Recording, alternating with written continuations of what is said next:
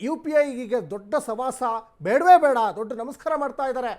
Cash ಮುಖೇನವಾಗಿನೇ ಕೊಡಿ ಅಂತ ಕೇಳ್ತಾ ಇದ್ದಾರೆ. ತೆರಿಗೆ ನೋಟಿಸ್ ವಿರುದ್ಧ ವ್ಯಾಪಾರಿಗಳು ಈಗ ಪ್ರತಿಭಟನೆಗೆ ಮುಂದಾಗ್ತಾ ಇದ್ದಾರೆ. ಸ್ಪೆಷಲಿ ಹಾಲು ಮಾರಾಟವನ್ನು ಬಂದ್ ಮಾಡಿ ವ್ಯಾಪಾರಸ್ಥರು ಈಗ ಪ್ರತಿಭಟನೆಯ ಕಿಚ್ಚನ್ನು ಹೊತ್ತಿಸ್ತಾ ಇದ್ದಾರೆ. ಸಣ್ಣ ವ್ಯಾಪಾರಿಗಳು ಮತ್ತು ಬೇಕರಿ ಮಾಲೀಕರು ಈಗ ಪ್ರೊಟೆಸ್ಟ್ಗೆ ಮುಂದಾಗ್ತಾ ಇದ್ದಾರೆ. ಬೇಕರಿಯಲ್ಲಿ ಹಾಲು, ಮೊಸರು, ಟೀ, ಕಾಫಿ ಇನ್ನು ಮುಂದೆ ಸಿಗಲ್ಲ. ಯಾಕಂದ್ರೆ ಈಗ ಎಲ್ಲರೂ ಕೂಡ ಬೀದಿಗಿಳಿದು ಹೋರಾಟ ಮಾಡ್ತಾ ಇದ್ದಾರೆ. GST ನೋಟಿಸ್ ವಿರುದ್ಧ ವ್ಯಾಪಾರಿಗಳು ಸಮರಕ್ಕೆ ಈಗ ಮುಂದಾಗ್ತಾ ಇದ್ದಾರೆ. ಕಪ್ಪು ಪಟ್ಟಿಯನ್ನು ಧರಿಸಿ ಸರ್ಕಾರದ ವಿರುದ್ಧ ಆಕ್ರೋಶವನ್ನು ವ್ಯಕ್ತಪಡಿಸ್ತಾ ಇದ್ದಾರೆ. ಡಿಜಿಟಲೀಕರಣದ ಬಗ್ಗೆ ಸರ್ಕಾರವೇ ಒತ್ತು ಕೊಡೋದು, ಜೊತೆಗೆ ಸರ್ಕಾರವೇ UPI ಮುಖೇನವಾಗಿ ವ್ಯವಹಾರ ಮಾಡಿದವರಿಗೆ ನೋಟಿಸನ್ನು ಶಾಕ್ ಕೊಡೋದು.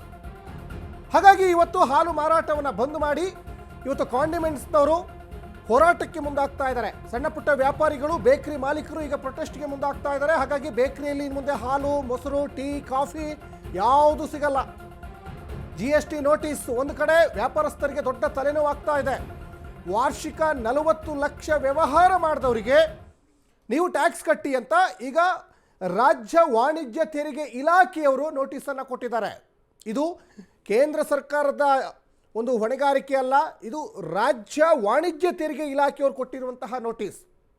ಯಾಕಂದರೆ GST 2017ರಲ್ಲಿ ಕೇಂದ್ರ ಸರ್ಕಾರ ಜಾರಿಗೆ ತರ್ತದೆ, ಗೂಡ್ಸ್ ಆ್ಯಂಡ್ ಸರ್ವಿಸ್ ಟ್ಯಾಕ್ಸ್. ಆ ಮುಖೇನವಾಗಿ ಯಾವುದೇ ವ್ಯಾಪಾರಸ್ಥರಾದರೂ ಕೂಡ GST ವ್ಯಾಪ್ತಿಗೆ ಒಳಪಡಬೇಕು ಅಂತ ಸರ್ಕಾರವೇ ಒಂದು ಕಡೆ ಆದೇಶವನ್ನು ಹೊರಡಿಸುತ್ತೆ. ಆದರೆ ಸಾಕಷ್ಟು ಜನ GST ವ್ಯಾಪ್ತಿಗೆ ಒಳಪಟ್ಟಿಲ್ಲ, ಆದರೂ UPI ಮುಖೇನವಾಗಿ ವ್ಯವಹಾರವನ್ನು ಮಾಡ್ತಾ ಇದ್ದಾರೆ. UPI ಮುಖೇನವಾಗಿ ವ್ಯವಹಾರ ಮಾಡೋರು ಸುಮಾರು ಒಂದು 5,900 ಈ ವ್ಯಾಪಾರಸ್ಥರನ್ನು ಗುರುತಿಸಿ ರಾಜ್ಯ ವಾಣಿಜ್ಯ ತೆರಿಗೆ ಇಲಾಖೆ ಅವರಿಗೆ ನೋಟಿಸನ್ನು ಕೊಟ್ಟಿದೆ, ತೆರಿಗೆ ಕಟ್ಟಿ ಅಂತ. ಅಂದರೆ ಇಲ್ಲಿ ಸಾಕಷ್ಟು ಗೊಂದಲ ಇರುವಂಥದ್ದಂದರೆ 20 ಲಕ್ಷ ವಾರ್ಷಿಕ ವ್ಯವಹಾರ ಮಾಡಿದವರಿಗೂ ನೋಟಿಸನ್ನು ಕೊಟ್ಟಿದ್ದಾರೆ, 40 ಲಕ್ಷ ವಾರ್ಷಿಕ ವ್ಯವಹಾರ ಮಾಡಿದವರಿಗೂ ನೋಟಿಸ್ ಕೊಟ್ಟಿದ್ದಾರೆ. ಫ್ರೀಡಂ ಪಾರ್ಕ್ನಲ್ಲಿ ಬೃಹತ್ ಪ್ರತಿಭಟನೆಗೆ ಸಿದ್ಧತೆ ನಡೀತಾ ಇದೆ. ಇವತ್ತಿನಿಂದ 3 ದಿನಗಳ ಕಾಲ ಬೇಕರಿ ಮಾಲೀಕರು ಈಗ ಪ್ರತಿಭಟನೆಗೆ ಮುಂದಾಗ್ತಾರೆ. ನಾಡಿದ್ದು ಅಂಗಡಿ ಮುಂಗಟ್ಟುಗಳು ಬಂದ್ಗೂ ಕೂಡ ಈಗ ನಿರ್ಧಾರವನ್ನು ಮಾಡ್ತಾ ಇದ್ದಾರೆ. ಸ್ಪೆಷಲಿ ಕಾಂಡಿಮೆಂಟ್ಸ್, ಬೇಕರಿ, ನಂದಿನಿ ಬೂತ್ಗಳು ಬಂದಾಗ್ತವೆ. ಏನೋ ನಂದಿನಿ ಬೂತ್ಗಳು ಬಂದಾದರೆ ಭಾಳ ಕಷ್ಟ ಆಗ್ತದೆ. ಪ್ರತಿನಿತ್ಯ ಹಾಲು ಪ್ರತಿಯೊಬ್ಬರಿಗೂ ಬೇಕಾಗುತ್ತೆ. ಈಗ ನಂದಿನಿ ಬೂತ್ಗಳು ಬಂದಾದರೆ ಹೇಗಪ್ಪ ಜೀವನ ಅನ್ನುವಂಥದ್ದು ಕೂಡ ಸಾಕಷ್ಟು ಗ್ರಾಹಕರಿಗೂ ಈಗ ಆತಂಕ ಎದುರಾಗ್ತಾ ಹೋಗ್ತದೆ. ಒಟ್ಟಿನಲ್ಲಿ 2017ರಲ್ಲಿ ಕೇಂದ್ರ ಸರ್ಕಾರ ಜಾರಿಗೆ ತಂದಂತಹ GST, ಈ GST ವ್ಯಾಪ್ತಿಗೆ ಎಲ್ಲ ವ್ಯವಹಾರ ಮಾಡಬೇಕು ಅಂತ ಒಂದು ಕೇಂದ್ರ ಸರ್ಕಾರವೇ ಒಂದು ಆಜ್ಞೆಯನ್ನು ಹೊರಡಿಸುತ್ತೆ. ಆದರೆ ರಾಜ್ಯ ವಾಣಿಜ್ಯ ತೆರಿಗೆ ಇಲಾಖೆಯವರು ಸಾಕಷ್ಟು ವ್ಯಾಪಾರಸ್ಥರಿಗೆ ಈಗ ನೋಟಿಸನ್ನು ಕೊಟ್ಟಿದ್ದಾರೆ. ಆದರೆ ಇಲ್ಲಿ ಬಹಳ ಅಚ್ಚರಿ ಅಂದರೆ ಈಗ Nandini booth part of the government, ಅದು ನಿನ್ನೆ 1,03,00,000 ಟ್ಯಾಕ್ಸ್ ಕಟ್ಟಿ ಅಂತ ನೋಟಿಸ್ ಹೋಗಿದೆ ಹಾಲು ಮಾರಾಟ ಮಾರರಿಗೆ. ಈ ಬಗ್ಗೆ ಹೆಚ್ಚಿನ ಡೀಟೇಲ್ಸನ್ನು ನಮ್ಮ ಪ್ರತಿನಿಧಿ ಮಹೇಶ್ ಕೊಡ್ತಾ ಹೋಗ್ತಾರೆ.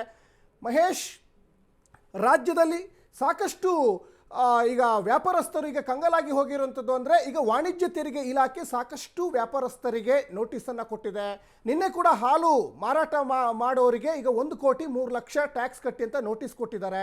ಕಾಂಡಿಮೆಂಟ್ಸ್ನವರು ಇವತ್ತು ಹೋರಾಟಕ್ಕೆ ಮುಂದಾಗ್ತಾ ಇದ್ದಾರೆ ಫ್ರೀಡಂ ಪಾರ್ಕ್ನಲ್ಲಿ. ಹೇಗೆ ನಡೀತಾ ಇದೆ ಹೋರಾಟ? ಸರ್ಕಾರಕ್ಕೆ ಏನು ಎಚ್ಚರಿಕೆಯನ್ನು ಕೊಡಲಿಕ್ಕೆ ಮುಂದಾಗ್ತಾ ಇದ್ದಾರೆ ಕಾಂಡಿಮೆಂಟ್ಸ್ನವರೆಲ್ಲ ಅಂತ ಮಹೇಶ್?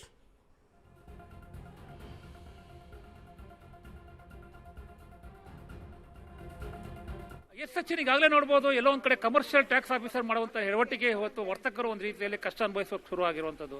ಯಾಕಂದರೆ ರಾಜ್ಯಾದ್ಯಂತ ನೋಡ್ಬೋದು, ಅದರಲ್ಲೂ ರಾಜಧಾನಿ ಬೆಂಗಳೂರಲ್ಲೂ ಕೂಡ ಒಂದು ರೀತಿಯಲ್ಲಿ ಸುಮಾರು 50 ಲಕ್ಷ, 60 ಲಕ್ಷ, 1 ಕೋಟಿ ಟ್ಯಾಕ್ಸ್ ಇವರಿಗೆ ವಿಧಿಸಿರುವಂಥದ್ದು. ನಾವು ಆಗಲೇ ಈಗಾಗಲೇ ನೋಡ್ತಾ ಇರೋದು ಏನು ಒಂದು ಬಸವೇಶ್ವರ ನಗರದಲ್ಲಿ ಹಲವು ಕಾಂಡಿಮೆಂಟ್ಸ್ ಈಗಾಗಲೇ ಇವತ್ತಿಂದನೂ ಕೂಡ ಬಂದ್ ಮಾಡಿರೋದು ಒಂದು ಕಡೆ ಆದರೆ, ಮತ್ತೊಂದು ಕಡೆ ಕೆಲವು ಕಾಂಡಿಮೆಂಟ್ಸ್ಗಳು ಓಪನ್ ಮಾಡಿಕೊಂಡು ಏನು ಒಂದು ಕಪ್ಪು ಪಟ್ಟಿ ಧರಿಸಿ ಒಂದು ರೀತಿಯಲ್ಲಿ ಪ್ರತಿಭಟನೆಗೆ ಮುಂದಾಗಿರುವಂಥದ್ದು. ಇದೇ 25ನೇ ತಾರೀಕು ಶುಕ್ರವಾರ ಫ್ರೀಡಂ ಪಾರ್ಕ್ಲಿ ದೊಡ್ಡ ಮಟ್ಟದಲ್ಲಿ ರಾಜ್ಯಾದ್ಯಂತ ಎಲ್ಲ ವರ್ತಕರು ಅಂದರೆ ಬೇಕರಿ ಆಗಿರ್ಬೋದು ಅಥವಾ ಹೂವಿನ ವ್ಯಾಪಾರಿಗಳು, ಹಾಲಿನ ವ್ಯಾಪಾರಿಗಳು ಎಲ್ಲರೂ ಕೂಡ ಬಂದು ಈ ಬಂದ್ಗೆ ಭಾಗವಹಿಸ್ತಾರಂತನೂ ಕೂಡ ಈಗಾಗಲೇ ಏನು ರಾಜು ಬೈಂದೂರು ಅವರು ಮಾಹಿತಿ ಕೊಟ್ಟಿರುವಂಥದ್ದು. ಅಂದರೆ ಇದೆಲ್ಲ ಅರ್ಥಕೊಂಡಂಥ ಸರ್ಕಾರ ಕೂಡ ಈಗಾಗಲೇ ಸಂಜೆ 3 ಗಂಟೆಗೆ ಏನು ವಿಧಾನಸೌಧದಲ್ಲಿ ಒಂದು ಸಭೆ